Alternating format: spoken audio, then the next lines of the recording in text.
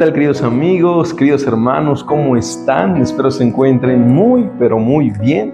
Estamos comenzando hoy el estudio de una de las lecciones de la escuela sabática, la lección número 3, que lleva por título La historia de fondo, el prólogo. Es una alegría estar con cada uno de ustedes, queridos hermanos. Yo quiero mandarles un saludo muy grande. Me encuentro en este momento aquí en la Universidad Adventista de Bolivia. Estoy en el IDEC y ya creo que van siendo muchos meses que dejé de grabar la escuela sabática. Pero quería aprovechar el día de hoy para dirigirme a ustedes y para que juntos continuemos aprendiendo más de la palabra de Dios. Me siento tan feliz de poder estar aquí, adelante de ti, detrás de la pantalla, pudiéndote compartir lo que la lección nos va a enseñar en esa semana. Así que agarra tu Biblia, yo ya tengo aquí lista mi Biblia, tengo también listo mi folleto, así que vamos a comenzar con el estudio de esta semana. El Logos Divino. Para esto vamos a buscarnos en nuestras Biblias el libro de Juan, capítulo 1, versículo 1 hasta el 3. Y según vamos leyendo, vamos a ir meditando y extrayendo algunas lecciones importantes de la Biblia, ¿sí? Dice de la siguiente manera: en el principio era el Verbo. La palabra en el principio nos remonta a la creación. Esto nos tiene que llevar de una u otra manera al jardín del Edén. Incluso mucho más antes del jardín del Edén, Génesis 1:1. En el principio Dios creó los cielos y la tierra. Génesis 1:1 nos introduce el concepto de que en el principio ya existía Dios. Por lo tanto, se puede saber el origen del hombre. Pero nosotros como seres humanos no podemos andar preguntándonos acerca del origen de Dios. Porque en el origen del hombre, en el origen de la raza humana ya existía Dios. Ahora Juan introduce este mismo concepto. Dice, en el principio era el Verbo. Es decir, en pocas palabras, en el principio, antes de que el ser humano existiera, ya existía el Verbo. Y algo maravilloso y contundente que la Biblia enseña, si vamos en nuestras Biblias a Colosenses 1:17, miren lo que la Biblia nos va a mencionar. Colosenses 1:17, y Él, hablando de Jesús, es antes de que todas las cosas, y todas las cosas en Él subsisten. Antes que todas las cosas existieran en esta tierra, Él, hablando de Jesús, ya existía. Ahora, algo interesante, queridos hermanos, es que esta palabra verbo en griego es la palabra logos, que puede traducirse también como palabra. Lo que la Biblia quiere decir es que en el principio ya existía el logos, pero el logos menciona que formaba parte de la deidad. Por esa razón, más adelante dice, y el verbo estaba con Dios. Y luego continúa diciendo, y el verbo era Dios. En pocas palabras, este verbo no es ajeno a Dios, sino que este verbo es el mismo Dios. Y algo interesante que presenta la lección de esta semana es que no hay un artículo indefinido en este concepto en el idioma original del griego. Más bien se presenta el artículo definido el, lo que nos quiere llevar a que el verbo forma parte de Dios. Queridos hermanos, antes de la creación de esta tierra, Jesús ya existía. Jesús ya formó parte de la creación. Cuando fueron formados tus ojos, se formó tu cabeza, tu cabello, Cristo ya podía ver lo que tú un día llegarías a ser. Porque Él es tu creador. Él es eterno y Él existe antes que el ser humano existiera. Alguien que ya conoce tu vida, alguien que ya conoce tu origen, quiere garantizarte el mejor resultado y la vida eterna. Hoy quiero invitarte a que puedas buscarlo a Él y para que puedas sujetarte de su mano, de aquel que todo lo conoce y que todo lo sabe. Vamos a seguir avanzando con la lección y vamos a ir un poco más adelante. La palabra hecha carne. Mira, en el principio estaba Dios, estaba el Verbo y el Verbo era Dios. Y todo lo que existe fue creado por Él. Tú y yo fuimos creados por Jesús. Pero lo que la Biblia va a presentar desde el versículo número 14 es algo interesante. Y el Verbo se hizo carne y habitó entre nosotros, lleno de gracia y de verdad, y vimos su gloria, gloria como del unigénito del Padre. Algo interesante es que en la época que se escribe la Biblia, una época tan helenizada, donde se enseñaba mucho la dicotomía, por la filosofía griega que había entrado por Platón, donde las cosas eternas no pueden congeniar, no pueden vivir con las cosas terrenales, ¿no? Y hay la dicotomía en que el cuerpo y el alma, ¿no? El alma es eterno, el cuerpo muere, va a la tumba. Es una filosofía platónica que se maneja en nuestro alrededor. Es interesante, hermanos, que actualmente muchos de nosotros aún creemos en esta misma filosofía. Cuando yo llego a pensar que después de la muerte voy a ir a vivir al cielo, estoy llegando a creer en esta filosofía platónica, en la dicotomía, porque en realidad el muerto nada sabe. La Biblia en Eclesiastés capítulo 9 menciona de que el muerto está descansando, ya no recibe más paga, ya no tiene más salario de lo que hace en esta tierra. Por lo tanto, los muertos nada saben, pero es un concepto que muchas veces no logramos entenderlo. Y la Biblia quiere presentar algo muy interesante. Es el logos. Porque para muchos el logos tenía que ver con el origen, con el agente creador de todo lo que existía en esta tierra. Es decir, el logos, gracias a este logos, a esta palabra, es que las cosas existen. La filosofía de aquella época enseñaba eso. Lo interesante es que Juan, al escribir su evangelio, dice que ese logos es Jesús. O sea, ese agente de crear todo, el que hace que las cosas existan en esta tierra, el logos es Jesús. Por esas razones que Juan agarra esta palabra. Ahora miren, esto me lleva a lo siguiente. A la hora de enseñar la Biblia, a la hora de predicar, utiliza conceptos que las demás personas te puedan entender. No sé si ya te ha pasado que en algún momento tú has querido enseñar en la Biblia. Mira, hijo, te voy a enseñar hoy día la Biblia. Ven, siéntate a mi lado. Y agarramos, de repente tú agarras a tu hijo y empiezas a enseñarle la Biblia. Pero le enseñas la Biblia con conceptos que tú entiendes. Pero no le enseñas con conceptos que tus hijos entienden. A veces estamos en la universidad y queremos hablar de la Biblia con un compañero de la universidad y le empezamos a hablar de historias que para nosotros son familiares, conceptos que son bastante conocidos, pero para ellos no lo son. Por lo tanto, querido amigo, la mejor manera de enseñar la Biblia es haciéndolo utilizando términos y conceptos que las demás personas puedan entender. Y lo interesante es que Juan dice que ese logos, el agente creador de todo lo que existía en términos filosóficos de la época, el verbo se hizo carne y habitó en medio de nosotros. El verbo vino a esta tierra para morar con el hombre, para mostrar su gloria. Mi querido hermano, la Biblia nos presenta que Jesús es el agente, es el ser que vino a mostrar el amor del Padre. Elena G. de White dice en el primer capítulo, Amor Supremo en Camino a Cristo, que la razón por la cual Jesús vino a esta tierra fue para revelar el carácter de amor del Padre.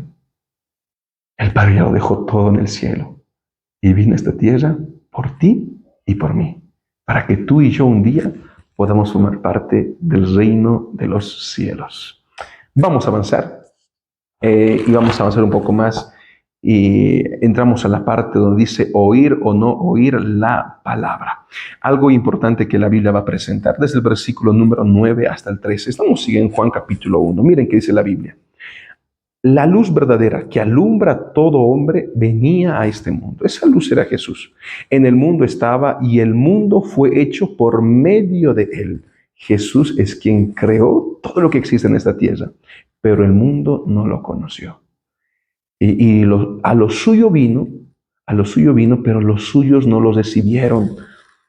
Jesús no fue aceptado por el hombre. Yo recuerdo en cierta ocasión, en mi época cuando estaba en el colegio, cuando aún no era dentista, recuerdo que tenía un compañero de mi curso tan ilusionado, tan enamorado de una señorita. Le había llevado rosas, le había llevado peluches, osos para conquistar a esta señorita. Ahora, cada recreo que yo salía, recuerdo que veía su rostro en el aula. No salía, se aislaba. Hasta se podía ver el dolor que sentía en su corazón. Hermano, no hay nada más duro que el rechazo. No hay nada más duro que la indiferencia. Lo opuesto al amor no es el odio, es la indiferencia, es la frialdad. Cuando una persona rechaza lo que tú quieres hacer por ella. Yo recuerdo que en cierta ocasión Estaba dirigiéndome a un centro de salud allá en la ciudad de La Paz. Mientras me dirigía, encontré una paloma ahí en el camino. Tenía las manos, las patitas lastimadas y no podía colocarse en pie y aleteaba en el suelo. Yo me acerqué, intenté agarrarla, pero conforme más me acercaba para ayudarla, el ave escapaba y escapaba y escapaba de mis manos. Cuando yo lo único que quería era sanar a esa palomita. Queridos hermanos, Jesús vino a esta tierra, pero esta tierra no lo aceptó. Esta tierra lo rechazó. Esta tierra no lo aceptó como su Salvador. Colocaron tantas excusas. Y lo que continúa diciendo la Biblia es que más a todos los que los recibieron, a quienes creen en su nombre, les dio potestad de ser hechos hijos de Dios. Él vino con ese maravilloso regalo. Ya que ustedes no me van a recibir, ya que ustedes no me van a escuchar, yo tendré que buscar a mis hijos que se encuentren en diferentes rebaños. Y es de esta manera que el Evangelio hoy en día puede ser predicado en bolivianos, en peruanos, en chilenos, brasileros. El Evangelio ya no se centra para un pueblo escogido y nunca lo fue, porque desde el Antiguo Testamento la Biblia menciona que naciones vecinas podían ser salvas, pero ahora de manera más implícita, de manera más visible, Jesús estaba buscando a sus hijos para salvarlos. Hermano, Jesús te está buscando a ti. Mi pregunta es, ¿qué vas a hacer ante esa luz? ¿Vas a rechazarlo? ¿O vas a abrir el corazón de tu vida? ¿Vas a permitirle habitar en tu diario vivir? Y vas a permitir que Jesús esté a tu lado. Tanto el prólogo como el epílogo nos presenta la razón de Jesús en esta tierra, lo cual era alcanzar al hombre y darse a conocer al ser humano, para que el ser humano pueda tener vida eterna. Vamos a continuar con la lección y entramos a la parte que dice temas que reaparecen, creer o no creer. Y para eso vamos a entrar a Juan capítulo 3, versículo 16. Yo sé que ustedes lo conocen, es un texto bastante conocido. Dice, de tal manera amó Dios al mundo. La manera en la cual Jesús, mejor dicho, Dios amó a esta tierra es que dio a su Hijo único, unigénito, para que todo aquel que en Él cree no se pierda, sino tenga vida eterna. Jesús vino a esta tierra, mi querido hermano, para que tú y yo podamos ser salvos. Alguien me preguntaba, Abraham, ¿cuál es la garantía de que Dios me ama? ¿Cuál es la garantía de que Jesús realmente va a venir a esta tierra por mí? Y la garantía es que Jesús un día ya vino a esta tierra para morir por ti. El Padre un día tuvo que ver con lágrimas en los ojos cómo su Hijo era crucificado, cómo su Hijo era sacrificado. Estaba buscando y Él quiere que tú un día puedas estar a su lado. Pero cuando endurecemos nuestro corazón, cuando colocamos excusas, cuando colocamos pretextos, hay lágrimas en el corazón de Jesús. Tienes que aceptarlo, tienes que abrirle tu vida. Y Jesús es la luz del mundo. Miren, vamos a continuar leyendo. ¿Qué es lo que continúa diciendo? Hasta el versículo 21. Dios no envió a su Hijo al mundo para condenar al mundo. Jesús no vino a condenar a esta tierra, sino que para el mundo sea salvo por Él. El propósito de Jesús es que nadie se pierda, es que todos podamos alcanzar la vida eterna.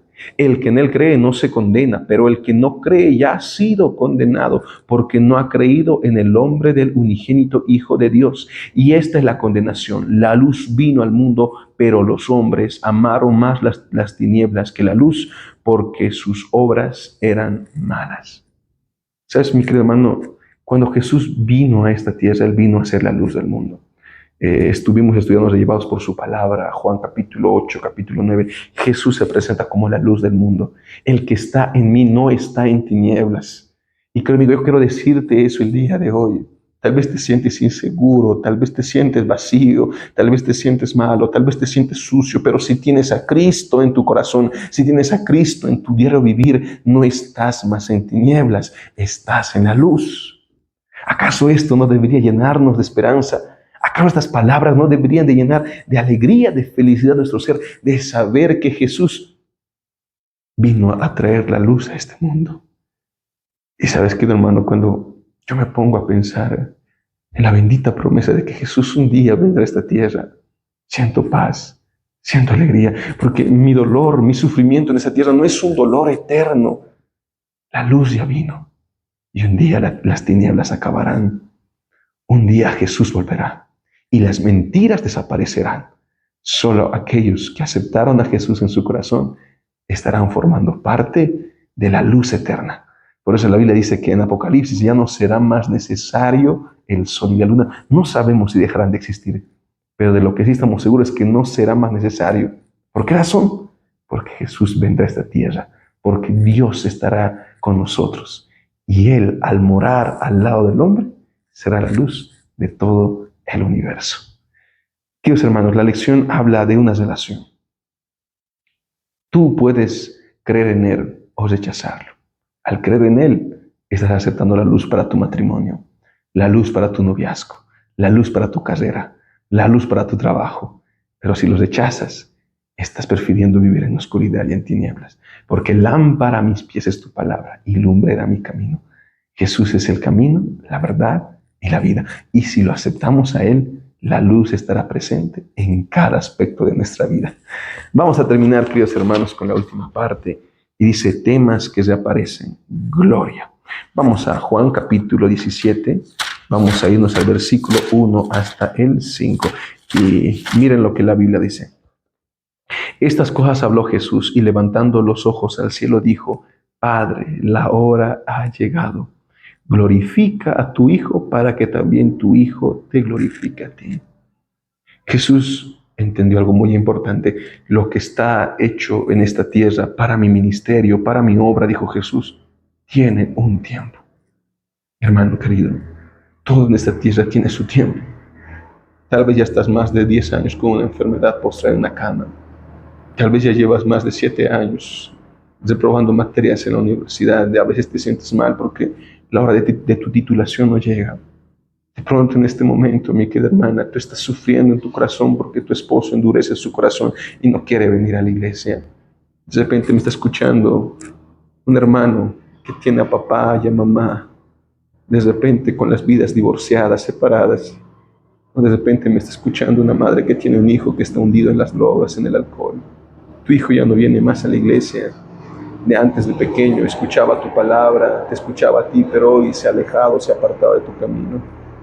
La más linda promesa, mi querido hermano, es que la Biblia menciona y es evidente de que todo en esta tierra tiene su tiempo. Por lo tanto, no dejes de creer en Él, no dejes de confiar en Él. Todo lo que Dios ha prometido para tu vida, tarde o temprano será una realidad.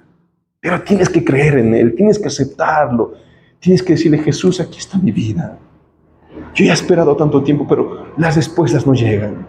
Pero yo sé que solamente tú me puedes ayudar, porque todo en esta tierra tiene su tiempo. Jesús dijo, ha llegado la hora en que yo sea glorificado. Jesús no sería glorificado como lo son los seres humanos. Vamos a entregar esta copa, vamos a entregar esta medalla al premio, al reconocimiento. Jesús fue glorificado en una cruz.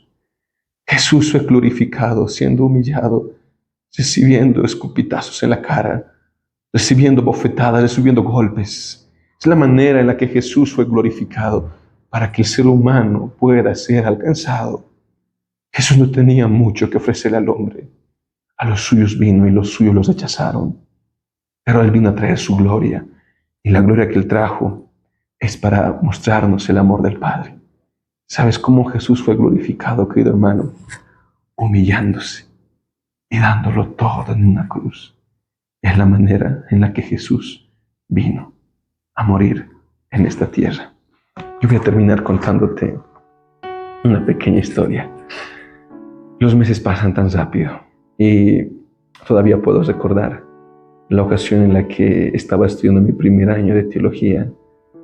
Yo tenía un compañero de habitación, se llamaba Diego. No sé si el Diego alcanzará a ver este video. Diego fue un gran compañero mío. A un principio tuvimos bastantes dificultades aquí en el internado. De repente el carácter de Diego era diferente al mío. Muchas veces discutíamos, muchas veces tuvimos algún roce, un cruce de palabras, pero siempre mantuve una actitud humilde delante de él. Y Diego conoció la palabra de Dios, conoció el Evangelio. Diego no está bautizado, Pero yo sé que aquel joven que yo conocí fue alcanzado por el Evangelio de Dios. Y cada vez que me encuentro con Diego, sé que Dios está haciendo una obra grande en su vida. Y no pierdo la fe que un día Él dará ese paso de fe para entregarle su vida a Dios. Hermano, la Biblia enseña que el que se humilla será exaltado, pero el que se enaltece, el que se exalta, será humillado. ¿Acaso lo más hermoso no es humillarnos delante de Jesús? Porque humilde y manso fue mi Maestro Jesús, que lo entregó todo por mí en la cruz. Yo quisiera preguntarte, al terminar la lección de la semana, ¿te gustaría recibir esa luz de Jesús? ¿Te gustaría formar parte de la gloria de Dios al ser humilde delante de las personas, a ser humilde delante del hombre y a predicar su evangelio para que Él venga por segunda vez a esta tierra? Si es tu deseo, voy a invitarte en este momento a que juntes tus manos porque vamos a orar. Oremos. Amado buen Dios, amado Padre, te agradezco por cada hijo tuyo que está detrás de esa pantalla, escuchando ese paso de la lección de esta semana. Tú bendices sus vidas, bendices sus hogares, Señor. De pronto me está escuchando alguien con el corazón partido, Señor, con lágrimas y dolor en su corazón, frustración, amado Padre. Pero desde el momento que tú nos llamas para la vida eterna, nos llamas para la salvación, Señor.